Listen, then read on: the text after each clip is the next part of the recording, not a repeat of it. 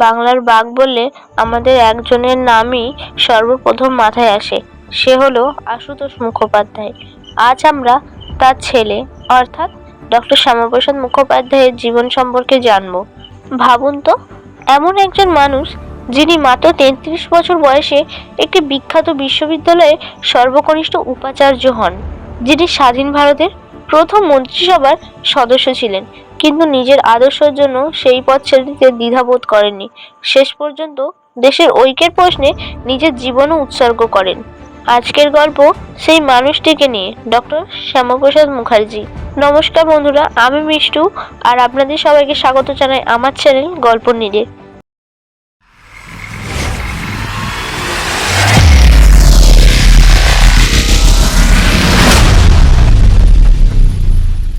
আজ আমরা যে বিষয়গুলি জানব সেগুলি হলো আকর্ষণীয় ভূমিকা ও শৈশব, শিক্ষা জীবন ও অসাধারণ মেধা, কলকাতা বিশ্ববিদ্যালয়ের সর্বকনিষ্ঠ উপাচার্য, রাজনীতিতে প্রবেশ ও প্রথম দায়িত্ব, স্বাধীন ভারতের প্রথম মন্ত্রিসভা, মতবিরোধ, পদত্যাগ ও নতুন রাজনৈতিক পথ, কাশ্মীরের আন্দোলন ও সংগ্রাম, গ্রেপ্তার, মৃত্যু বিতর্ক, তার আদর্শ, উত্তরাধিকার ও ইতিহাসে মূল্যায়ন, শক্তিশালী সমাপ্তি ও দর্শকদের জন্য শিক্ষা। চলুন শুরু করা যাক। শৈশব ও পরিবার।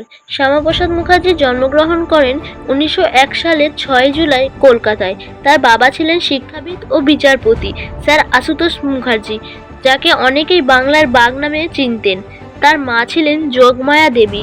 ছোটবেলা থেকেই শ্যামাপ্রসাদ ছিলেন অত্যন্ত মেধাবী, শৃঙ্খলা পরায়ণ এবং পড়াশোনায় অসাধারণ। পরিবারের শিক্ষার পরিবেশ তার ব্যক্তিগত গঠনে গুরুত্বপূর্ণ ভূমিকা রাখে। স্কুল জীবনে তিনি একের পর এক ভালো ফল করেন। পরে কলকাতা বিশ্ববিদ্যালয়ে উচ্চশিক্ষা গ্রহণ করেন এবং ইংরেজি সাহিত্য ও আইন উভয় ক্ষেত্রেই কৃতিত্বের পরিচয় দেন। তার মেধা ও পরিশ্রম এতটাই অসাধারণ ছিল যে খুব কম বয়সেই তিনি শিক্ষা জগতে নিজের একটি আলাদা পরিচয় তৈরি করেন। কিন্তু এটাই ছিল তার যাত্রার শুরু। সামনে অপেক্ষা করছিল আরও বড় সংগ্রাম এবং এমন কিছু সিদ্ধান্ত যা তাকে ভারতের ইতিহাসে এক গুরুত্বপূর্ণ ব্যক্তিত্ব হিসেবে প্রতিষ্ঠিত করবে। এরপরে আসি তার শিক্ষাজীবন ও মেধার পরিচয় এবং তার নতুন স্বপ্ন নিয়ে। ছোটবেলা থেকেই শ্যামাপ্রসাদ মুখার্জির কাছে পড়াশোনা ছিল শুধু পরীক্ষায় ভালো নাম্বার পাওয়া তা নয়, বরং সমাজকে বোঝার এবং নিজেকে গড়ে তোলার একটি পথ। তিনি মনোযোগ, নিয়মানুবর্তিতা এবং কঠোর পরিশ্রমে বিশ্বাস করতেন। স্কুলের প্রতিটি ধাপ তিনি কৃতিত্বের সঙ্গে অতিক্রম করেন। এরপর কলকাতা বিশ্ববিদ্যালয়ে উচ্চশিক্ষা গ্রহণ করেন। ইংরেজি সাহিত্য এবং আইন দুই ক্ষেত্রেই তিনি নিজের দক্ষতার পরিচয় দেন। শিক্ষকদের কাছে তিনি ছিলেন একজন শান্ত এবং ভদ্র ছাত্র। তার বাবা স্যার আশুতোষ মুখার্জির প্রভাব তার জীবনে গভীর ছিল, তবে শ্যামাপ্রসাদ কখনোই শুধু বাবার পরিচয়ের ওপর নির্ভর করতে চাননি। তিনি নিজের মেধা, অধ্যাবসায় এবং কর্মের মাধ্যমে আলাদা পরিচয় গড়ে তোলার সিদ্ধান্ত নেন। তরুণ বয়সে তিনি উপলব্ধি করেন একটি দেশের উন্নতির ভিত্তি হলো উন্নত শিক্ষা। তাই তিনি শুধু নিজের ভবিষ্যৎ নয়, দেশের শিক্ষা ব্যবস্থার উন্নয়ন নিয়েও ভাবতে শুরু করেন। তিনি বিশ্বাস করতেন এমন শিক্ষা দরকার যা মানুষকে শুধু চাকরির জন্য নয়, সৎ, দায়িত্বশীল এবং দেশপ্রেমিক নাগরিক হিসাবে গড়ে তুলবে। এই সময় থেকেই তার মধ্যে নেতৃত্বের গুণ স্পষ্ট হয়ে ওঠে। শিক্ষক, সহপাঠী এবং শিক্ষা জগতের বিশিষ্ট ব্যক্তিরা তার যুক্তিবোধ, আত্মবিশ্বাস এবং পরিশ্রমের প্রশংসা করতেন। কিন্তু সামনে অপেক্ষা করছিল তার আরও বড় এক অধ্যায়। মাত্র 33 বছর বয়সে তিনি এমন একটি দায়িত্ব পেলেন যা সেই সময়ে অনেকে কল্পনাও করতে পারেননি। এরপরে আসি মাত্র 33 বছর বয়সে উপাচার্য, এক ঐতিহাসিক অধ্যায় তিনি কিভাবে গ্রহণ করেছিলেন। মাত্র 33 বছর বয়স, এই বয়সে অনেকেই নিজের কর্মজীবন গুছিয়ে নেওয়ার চেষ্টা করে, কিন্তু শ্যামাপ্রসাদ মুখার্জির জীবনে তখন এক ঐতিহাসিক ঘটনা ঘটল। সালটা ছিল 1934। তিনি কলকাতা বিশ্ববিদ্যালয়ের উপাচার্য হিসাবে দায়িত্ব গ্রহণ করেন। সেই সময় তিনি ছিলেন বিশ্ববিদ্যালয়ের ইতিহাসে বিখ্যাত উপাচার্যদের একজন। এত কম বয়সে এমন গুরুত্বপূর্ণ দায়িত্ব পাওয়া ছিল তার মেধা, কাজে পারদর্শী এবং নেতৃত্বের প্রতি মানুষের গভীর আস্থার প্রতিফলন। তিনি শিক্ষার মান উন্নয়নের উপর বিশেষ গুরুত্ব দেন। ছাত্রদের শুধু বইয়ের জ্ঞান নয়, বাস্তব জীবনের দক্ষতা অর্জনের দিকেও উৎসাহিত করেন। বিশ্ববিদ্যালয়ে গবেষণা, উচ্চশিক্ষা এবং বিভিন্ন বিষয়ে নতুন চিন্তার পরিবেশ গড়ে তোলার চেষ্টা করেন। তিনি মনে করতেন মাতৃভাষার মর্যাদা রক্ষা করাও শিক্ষার একটি গুরুত্বপূর্ণ অংশ। একই সঙ্গে আন্তর্জাতিক জ্ঞান ও বিজ্ঞানের সঙ্গে ভারতীয় শিক্ষার সংযোগ বজায় রাখা প্রয়োজনীয়তার কথাও তিনি তুলে ধরেন। তার নেতৃত্বে বিশ্ববিদ্যালয়ের প্রশাসনিক কাজেও শৃঙ্খলা ও স্বচ্ছতা আনার চেষ্টা হয়, শিক্ষক ও শিক্ষার্থীদের মধ্যে পারস্পরিক সম্মান এবং দায়িত্ববোধ বাড়ানোর উপর গুরুত্ব দেন।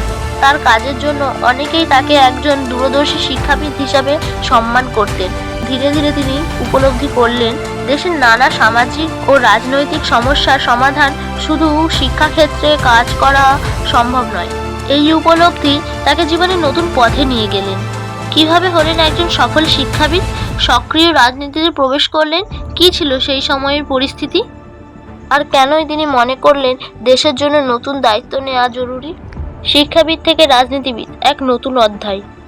কলকাতা বিশ্ববিদ্যালয়ের উপাচার্য হিসেবে দায়িত্ব পালন করার সময় ডক্টর শ্যামাপ্রসাদ মুখার্জি বুঝতে পারেন শিক্ষক সমাজকে বদলে দিতে পারে ঠিকই, কিন্তু অনেক বড় সমস্যার সমাধানের জন্য নীতি নির্ধারণের ক্ষেত্রেও কাজ করা দরকার। তখনকার ভারত ছিল ব্রিটিশ শাসনের অধীনে। রাজনৈতিক অস্থিরতা, সাম্প্রদায়িক উত্তেজনা এবং স্বাধীনতার দাবিতে দেশ জুড়ে আন্দোলন চলছিল। বাংলার পরিস্থিতিও ছিল অত্যন্ত জটিল। এই সময় তিনি সক্রিয়ভাবে রাজনীতিতে অংশ নিতে শুরু করেন। তার বক্তব্য ছিল, রাজনীতি যদি মানুষের কল্যাণে ব্যবহৃত হয় তবে সেটিও এক ধরনের জনসেবা। শিক্ষা এবং প্রশাসন সম্পর্কে তার গভীর জ্ঞান তাকে খুব দ্রুত একজন গুরুত্বপূর্ণ রাজনৈতিক ব্যক্তিত্ব হিসাবে পরিচিত করে তোলে। বিভিন্ন জনসভায় দেশের শিক্ষা, অর্থনীতি এবং প্রশাসনিক সংস্কার নিয়ে বক্তব্য রাখতেন। পরবর্তীকালে তিনি বাংলার প্রাদেশিক সরকারের অর্থমন্ত্রী হিসাবে দায়িত্ব পালন করেন। এই দায়িত্ব থেকে তিনি আর্থিক শৃঙ্খলা, প্রশাসনিক দক্ষতা এবং সাধারণ মানুষের স্বার্থকে গুরুত্ব দেওয়ার চেষ্টা করেন। তবে তিনি সবসময় নিজের মতামত স্পষ্টভাবে প্রকাশ করতেন। কোনো বিষয়ে দ্বিমত হলে তিনি তা প্রকাশ করতে একবারও পিছপা হতেন না। এই স্পষ্টভাষিতা তাকে যেমন অনেকের শ্রদ্ধা এনে দেয়, তেমনই সমালোচনারও মুখোমুখি করে। সালটা ছিল 1940। ভারত তখন দ্রুত স্বাধীনতার দিকে এগিয়ে যাচ্ছিল, কিন্তু একই সঙ্গে দেশভাগেরও প্রশ্ন, সাম্প্রদায়িক উত্তেজনা এবং ভবিষ্যৎ রাষ্ট্র ব্যবস্থা নিয়ে তীব্র বিতর্ক চলছিল। এই সময় ডক্টর শ্যামাপ্রসাদ মুখার্জি দেশের ভবিষ্যৎ নিয়ে নিজের মত প্রকাশ করেন এবং জাতীয় রাজনীতিতে আরও গুরুত্বপূর্ণ ভূমিকা নিতে শুরু করেন। স্বাধীনতা আসতে আর বেশি দেরি ছিল না, কিন্তু স্বাধীন ভারতের সরকারের তার জন্য অপেক্ষা করছিল এক নতুন দায়িত্ব। দেশের প্রথম কেন্দ্রীয় মন্ত্রিসভার সদস্য হওয়ার সুযোগ। সেই দায়িত্ব কী ছিল? তিনি কিভাবে দেশের শিল্পোন্নয়নে আবেদন রাখলেন, আর কেন পরে তিনি সেই মন্ত্রিসভা ছেড়ে পদত্যাগ করলেন? স্বাধীন ভারতের প্রথম মন্ত্রিসভা এবং এক ঐতিহাসিক সিদ্ধান্ত। সালটা 1947 সাল। বহু বছরের সংগ্রামের পর ভারত স্বাধীন হয়, কিন্তু স্বাধীনতার আন্দোলনের পাশাপাশি দেশভাগের বেদনা, উদ্বাস্তু সমস্যা এবং প্রশাসনিক চ্যালেঞ্জ নতুন সরকারের সামনে বিশাল দায়িত্ব হয়ে দাঁড়ায়। এই সময় স্বাধীন ভারতের প্রথম প্রধানমন্ত্রী পণ্ডিত জওহরলাল নেহেরু তার প্রথম মন্ত্রিসভায় ডক্টর শ্যামাপ্রসাদ মুখোপাধ্যায়কে শিল্প ও সরবরাহ মন্ত্রীর দায়িত্ব দেন। ডক্টর মুখার্জি মনে করতেন, একটি শক্তিশালী দেশের জন্য শুধু রাজনৈতিক স্বাধীনতা যথেষ্ট নয়, শিল্প উৎপাদন এবং অর্থনৈতিক উন্নয়নও সমান গুরুত্বপূর্ণ। তাই তিনি দেশীয় শিল্পের বিকাশ, উৎপাদন বৃদ্ধি এবং আত্মনির্ভরতার উপর গুরুত্ব দেন। দেশ তখন নানা সংকটে ছিল। প্রয়োজনীয় পণ্যের ঘাটতি, উদ্বাস্তুদের পুনর্বাসন এবং অর্থনৈতিক চাপ, সব মিলিয়ে পরিস্থিতি কঠিন ছিল। এই সময় তিনি প্রশাসনিক দক্ষতা দিয়ে নানা সমস্যার সমাধানের চেষ্টা করেন, কিন্তু সময়ের সঙ্গে সঙ্গে কিছু জাতীয় নীতি নিয়ে তার এবং প্রধানমন্ত্রী জওহরলাল নেহেরুর মধ্যে মতপার্থক্য দেখা যায়। বিশেষ করে পূর্ব পাকিস্তান, বর্তমানে বাংলাদেশ থেকে আসা হিন্দু উদ্বাস্তুদের নিরাপত্তা ও অধিকার নিয়ে উদ্বেগ ছিল প্রবল। তিনি মনে করতেন, দেশের স্বার্থ এবং ক্ষতিগ্রস্ত মানুষদের নিরাপত্তার প্রশ্নে আরও কঠোর অবস্থান নেওয়া প্রয়োজন। অন্যদিকে সরকার ভিন্ন কূটনৈতিক পথ অনুসরণ করছিল। দীর্ঘ আলোচনা ও মতবিরোধের পর ডক্টর শ্যামাপ্রসাদ মুখার্জি একটি কঠিন সিদ্ধান্ত নেন। তিনি কেন্দ্রীয় মন্ত্রিসভা থেকে পদত্যাগ করেন।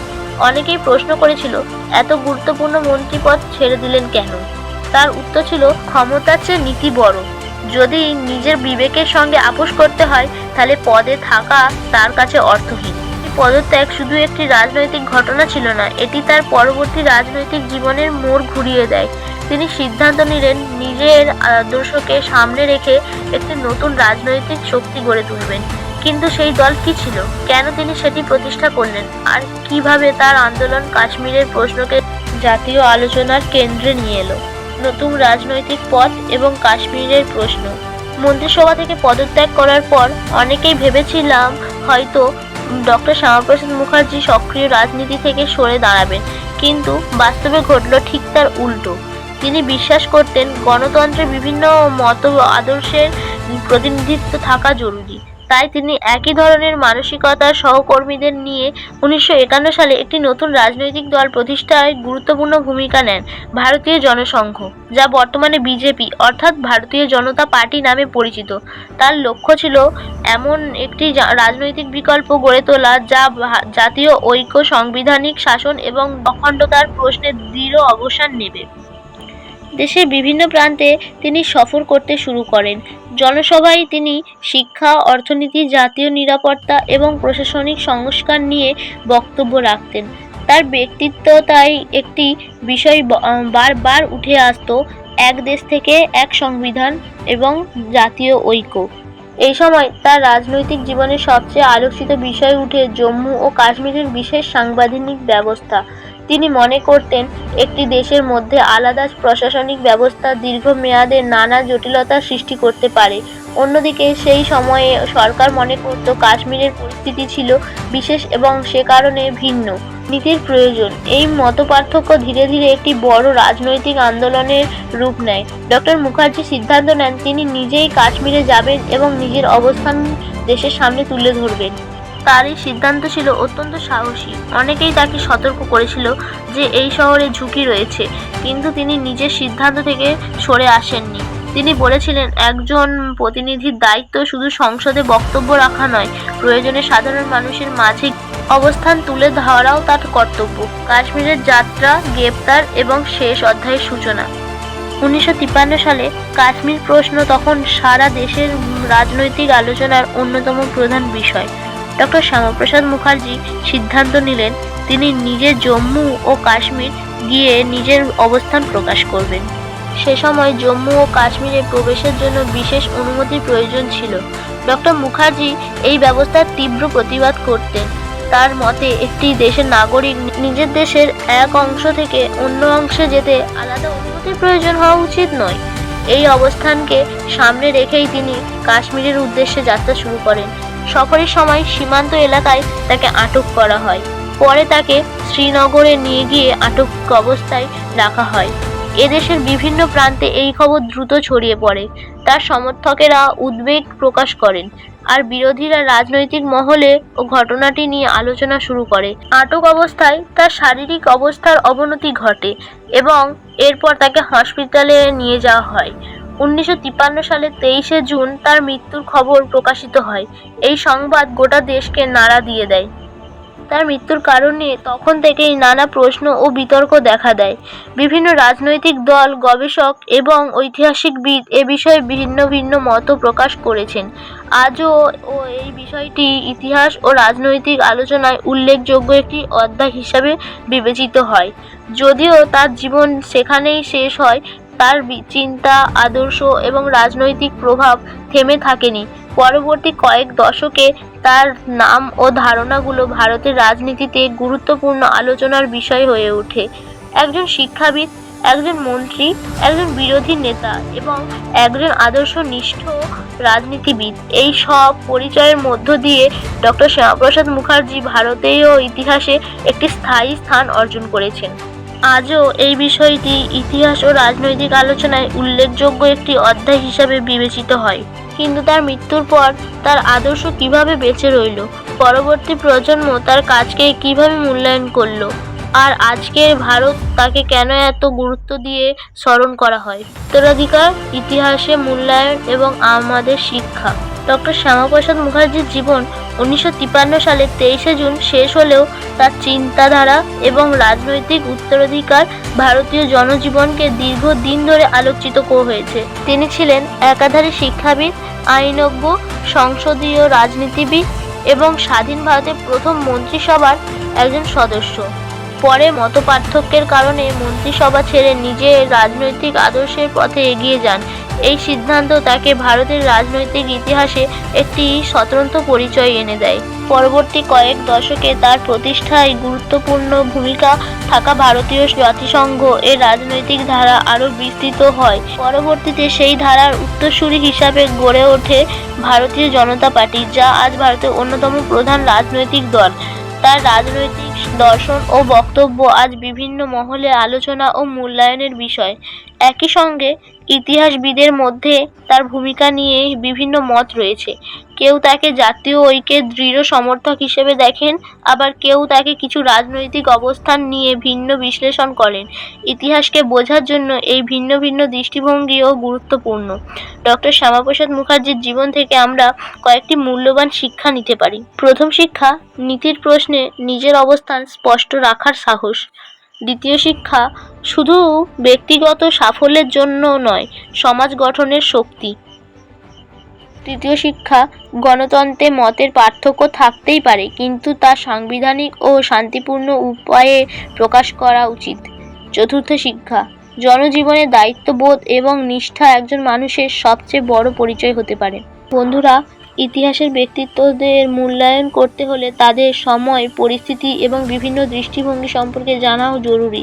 তবেই আমরা অতীত থেকে শিক্ষা নিয়ে ভবিষ্যতের জন্য সঠিক সিদ্ধান্ত নিতে পারব। আজকের এই ভিডিওটি যদি আপনাদের ভালো লেগে থাকে তাহলে ভিডিওটি লাইক করে দিন, আপনার মতামত কমেন্টে জানান এবং ইতিহাস ভিত্তিক আরও এমন গল্প শুনতে আমাদের চ্যানেলটি সাবস্ক্রাইব করে বেল আইকনটি প্রেস করুন।